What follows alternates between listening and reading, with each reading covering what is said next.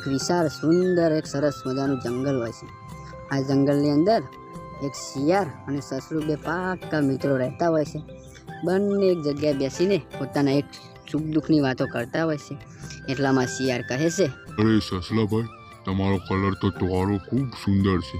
જો તમારો કલર કાળો હોત તો કેવું લાગત? તમે એવું ના કહેશો, મને ભગવાને સોરો બનાવીને ખૂબ સારું કર્યું છે। આ કલર મારા ઉપર ખૂબ જ સારો જચે છે અને હું ખૂબ જ સુંદર દેખાઉં છું। આવી રીતના સસલું અને શિયાળ પોતાના એકબીજાની મસ્કરી કરતા હોય છે। એટલામાં જ એક કાચબો ધીરે ધીરે ચાલતો ચાલતો તેમની સામેથી નીકળે છે। આને જોઈ સસલું અને શિયાળ બંને હસે છે અને સસલું કહે છે, કાચબો જેવું ધીરે ધીરે ચાલે છે, ટચક ટચકથી ચાલ, ધીરે ધીરે ચાલવાનું। આવું કહી સસલું અને શિયાળ કાચબાની મસ્કરી કરતા હોય છે। આ બધું કાચબો સાંભળી જાય છે અને કાચબો પછી પાછો આવે છે અને આવીને સસલાને કહે છે, સસલાભાઈ, તમે મારી મજાક ના કરો। હું ભલે ટચુક ધીરે ધીરે ચાલતો, પણ તમારા ખાતે તો સારું ચાલું છું। અને જો તમારામાં તાકાત હોય તો ચાલો મારી સાથે રેસ લગાવો અને કોણ જીતે છે હું તમને બતાવી દઉં। આવું કાચબો કહે છે અને કાચબાની વાત સાંભળી સસલું અને શિયાળ હસવા માંડે છે। પછી સસલું કહે છે, ચાલો તાન રેસ લગાવી દઈએ અને તમને પણ બતાવી દઉં કે હું કેટલું ફાસ્ટ ચાલું છું। પછી શિયાળ બોલે છે, ચાલો તારે તમે બધા રેસના મેદાનમાં આવી જાઓ, તમે બંને। હું બીજા જંગલના પ્રાણીઓને બોલતા આવું છું। આમ બધા પ્રાણીઓને શિયાળ બોલાવીને રેસના મેદાનમાં લાવે છે અને શિયાળ અને કાચબો અને સસલું ત્યાં ઊભા હોય છે અને પછી રેસ ચાલુ કરવાની વાત કરે છે। શિયાળ જેવું 1 2 3 ગણે એવી જ રેસ ચાલુ કરે છે અને કાચબો અને સસલું બંને દોડવા માંડે છે।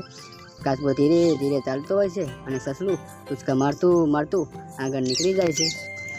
સસલું તો ખૂબ જ ઝડપથી દોડતું હોય છે, કૂદકા મારતું કાચબાથી ખૂબ જ આગળ નીકળી જાય છે અને ખૂબ ખુશ પણ હોય છે અને વિચારે છે કે કાચબો તો મારાથી ખૂબ પાછળ છે।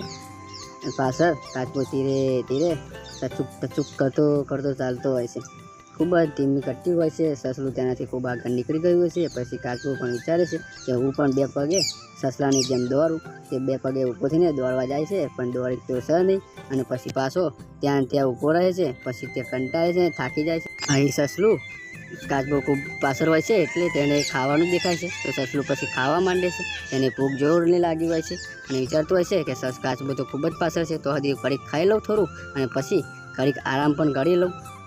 પછી સસલું ખાવાનું ખાતું રહે છે અને પછી અહીંયા કાચબો ધીરે ધીરે ટચુક કરતો ચાલતો હોય છે। તે ખૂબ જ સસલાથી પાછળ હોય છે અને તે વિચારતો હોય છે કે આજે હું રેસ હારી જઈશ, કારણ કે સસલું ખૂબ મારાથી આગળ નીકળી ગયું છે।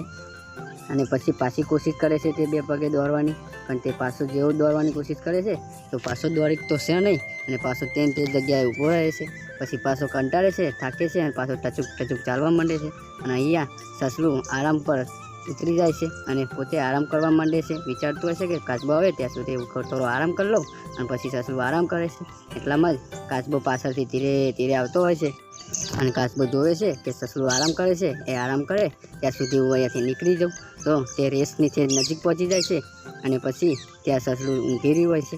કાચબો ધીરે ધીરે બોલ્યા વગર ત્યાંથી નીકળે છે અને પછી તે પહોંચવા આવે એટલે ઊભો થઈને દોડવાની કોશિશ કરે છે અને પછી દોડતો તે રેસ જીતી જાય છે સસલાથી આગળ અને સસલું ત્યાં ઊંઘવામાં જ રહ્યું હોય છે।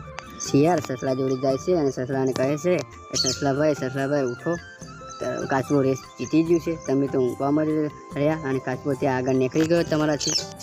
શિયાળ સસલાને રેસના મેદાનમાં લાવે છે અને બધા પ્રાણીઓ ખુશી મનાવે છે કે કાચબાભાઈ જીતી ગયા અને સસલું હારી ગયું। સસલાભાઈ, તમે ખાવામાં અને આરામ કરવામાં હાર્યા છો। હું ખાવાનું ધ્યાન ના આપ્યું અને આરામ કરવાનું ધ્યાન ના આપ્યું, ફક્ત લક્ષ્ય ઉપર ધ્યાન આપ્યું, એટલે હું ચાલતો જ રહ્યો, કંઈ પણ રૂક્યો નહીં અને તમારાથી આગળ નીકળી ગયો અને જીતી ગયો। આમ કાચબો કહી સસલાને પછી મજાક ઉડાડે છે અને પછી કાચબો રાજી થઈ જાય છે અને કાચબો જીતી જાય છે। તમે પણ મિત્રો જીવનની અંદર જે લક્ષ્ય વિચારો તે લક્ષ્યને પામો નહીં ત્યાં સુધી તે લક્ષ્ય પાછળ મહેનત કરતા રહો।